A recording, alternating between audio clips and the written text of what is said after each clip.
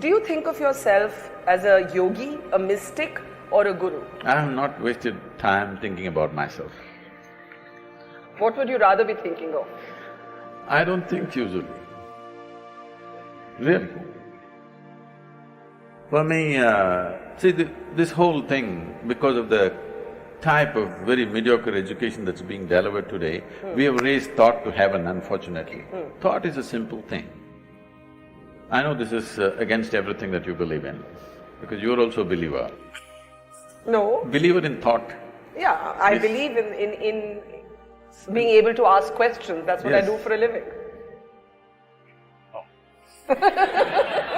So I must believe that it is possible to ask questions. You ask questions for a living. My life is full of questions. Now the thing is, what you call as thought is coming from the limited data that you have gathered from the experience of your life. Every person is the same thing. How much ever we have gathered, it's still too small compared to the size of this cosmos and the way the phenomena of life is happening. From this limited data, you can recycle things and generate thought. Or in other words, nothing new ever happens. Same permutations and combinations of the same thing will go on forever. The essence of what we're teaching in the name of… in engineering is to engineer yourself in such a way, every moment of your life is a new possibility. If it has to become a new possibility, what is needed is perception. When I say perception, people think opinions. No, I'm talking about perception, as you see here, similarly enhancing your perception so that you perceive life.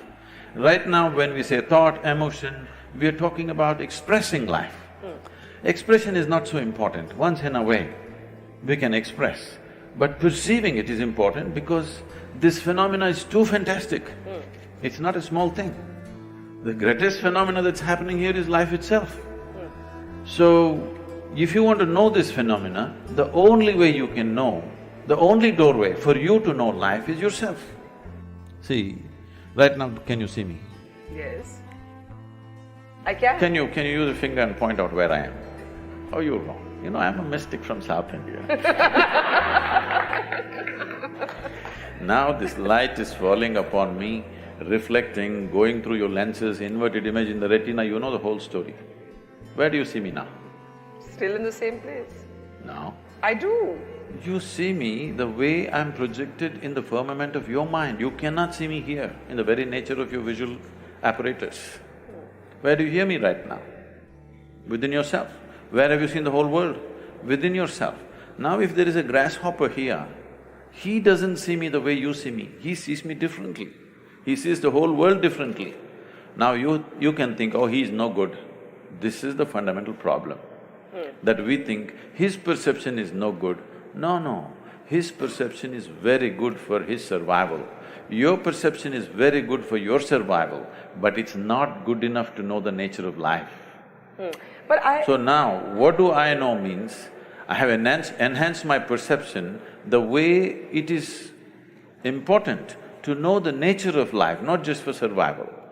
But if inner engineering as a spiritual technology is something that works, I ask you again, why do we need gurus? Because that means the answers are within us.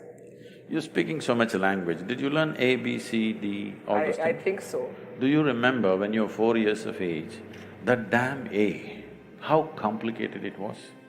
Yes. There's 2 versions to it. You had to write it 100 times to get the damn A. Today you can close your eyes and write. So it doesn't matter how simple something is, without a certain guidance, could you have picked up ABC, I'm asking? No. Similarly, when something new you have to approach, if you don't have the right kind of guidance, you won't pick it up. Dear Sadhguru, I find it much easier to see the wonder in the natural world than in humanity. How do I see the same wonder in human beings that I see in the peacock dancing? Well, it's a human being, right? No, I'm thinking if a bird is asking a question. Well, human beings don't have such a wonderful plume like the peacock. We don't have. We can put it on, but it's just put on. It's not like a peacock's plume. So, it's easy to see wonder in things with which you don't have to share anything. There is a whole culture growing in the world where people go about saying, I love the entire humanity, but I can't stand the next human being who's sitting here. It's very easy to love God, for example, because He never comes and sits at dinner table with you. Maybe you may take His name, but if He sits at the dinner, then there'll be problem. Because He never comes, even what you offer, you are very clear, only you get to eat it. Yes. If you start eating, the offerings will poof. I must tell you, this happened. This is a interfaith beggars association.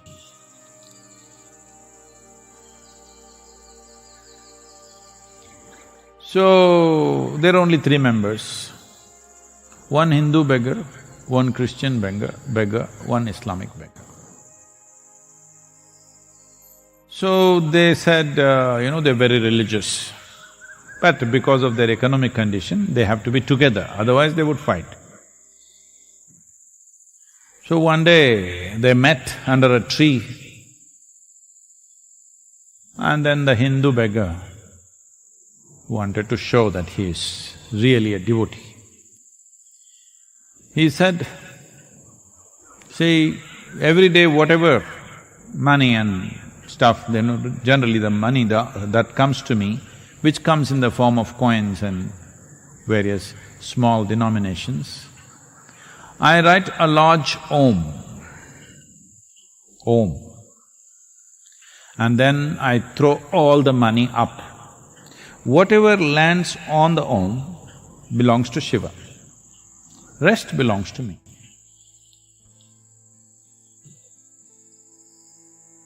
I am a real devotee.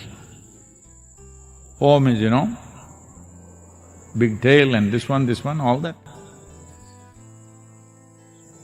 The Muslim beggar said, I also do something similar, but for us, the sacredness of the moon is on the first day moon, which is a thin sliver. I draw the picture of the first day moon, then I throw the money. Whatever lands on the moon belongs to Allah, rest belongs to me.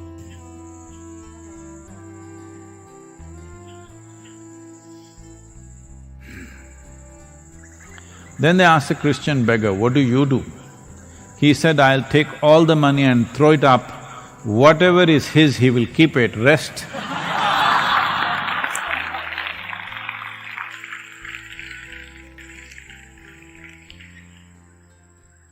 Like this, it's easy to love a wild bird which is dancing, which is beautiful, because it doesn't ask anything of you. It doesn't even like you, actually. It doesn't think much of you. Have you seen how a peacock looks at you?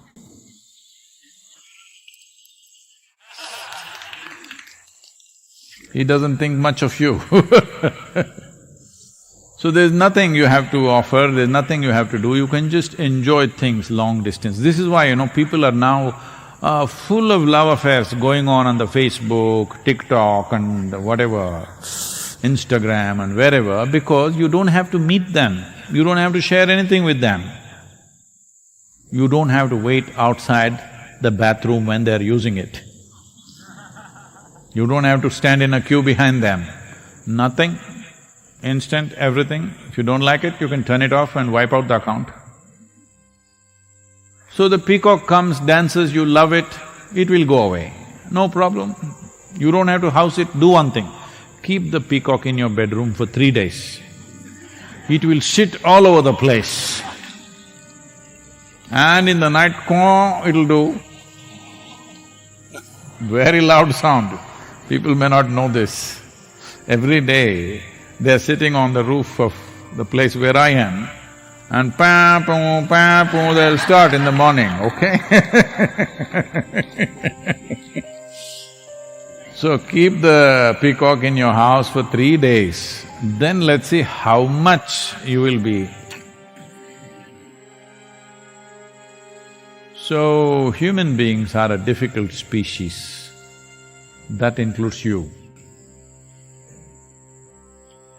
So, don't make this…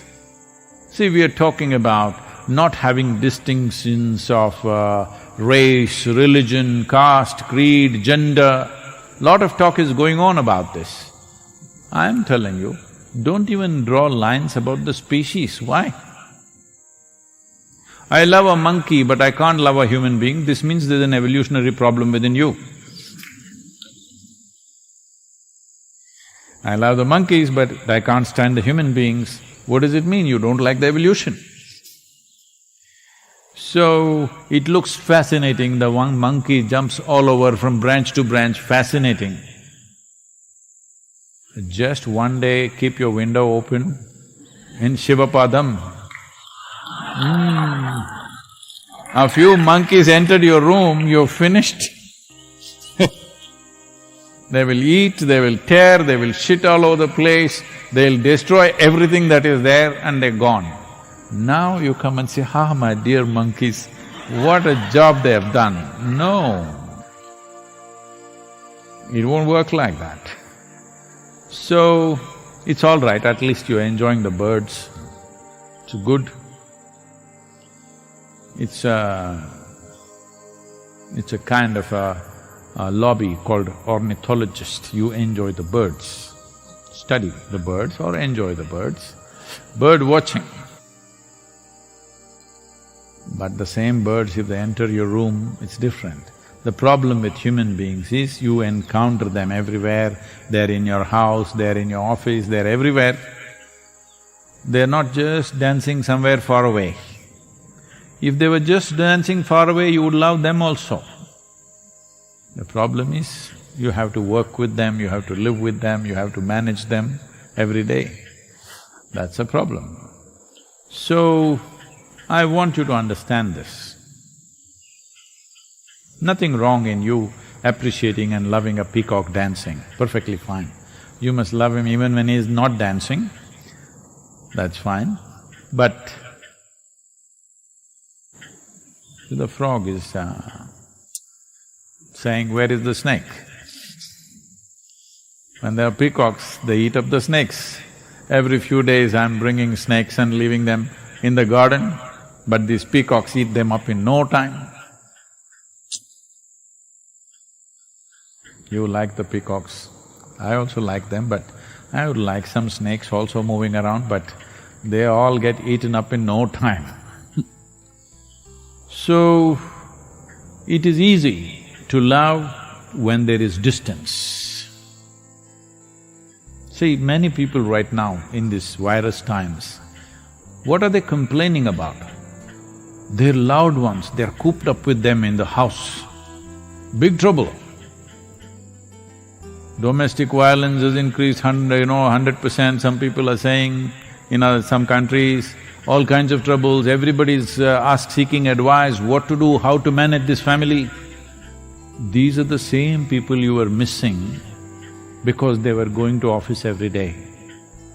Why are you gone for so long?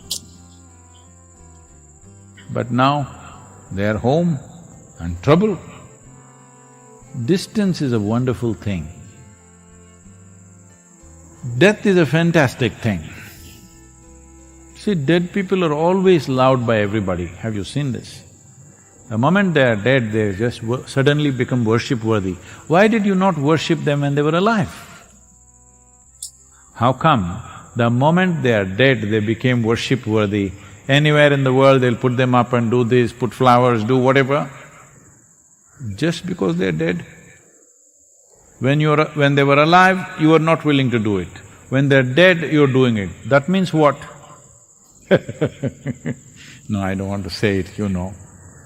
When they were alive, you were struggling with them. The moment they die, you worship them and you miss them and you love them. What does this mean? You're waiting, probably? Not a good thing at all. So, let's look at this carefully. Your problem is this, that you have a defined characteristic of your personality. You're looking for something which does not step on your persona. But human beings, not every human being respects your boundaries. They step on it inevitably, some of them out of ignorance, some of them by intent like me, Always by intent. Stepping on your boundaries. So the moment somebody steps on your boundaries, you feel that person is a problem. The peacock is outside your boundaries right now, it looks very beautiful. If it steps into your boundary, you will see him also as a big nuisance. Yes, you will.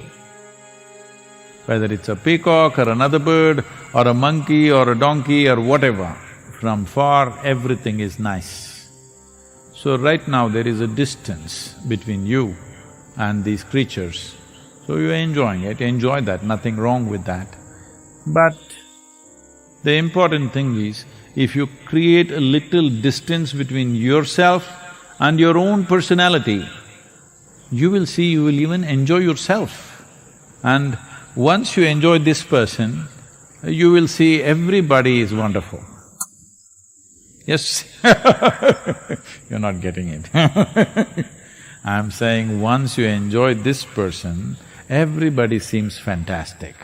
You can enjoy everybody because now you see people for who they are, not having some framework into which they must fit into, they don't fit into that. This is why in India we created characteristics of a god in such a way, it's impossible to accept that man if he was here.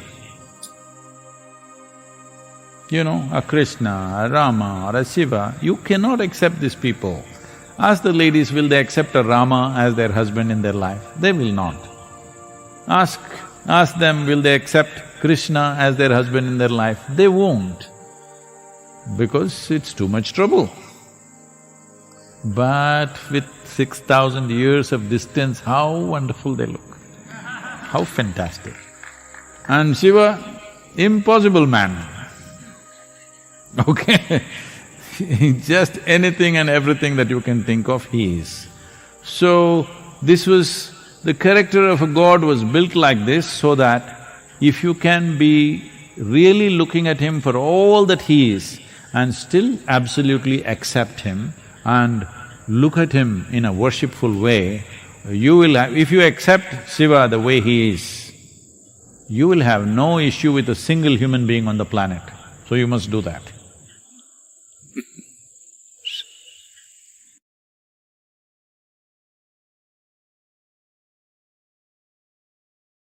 Thank you for joining us. Please share your observations on this subject in the comments, subscribe to continue our journey together, and invite others to join this path.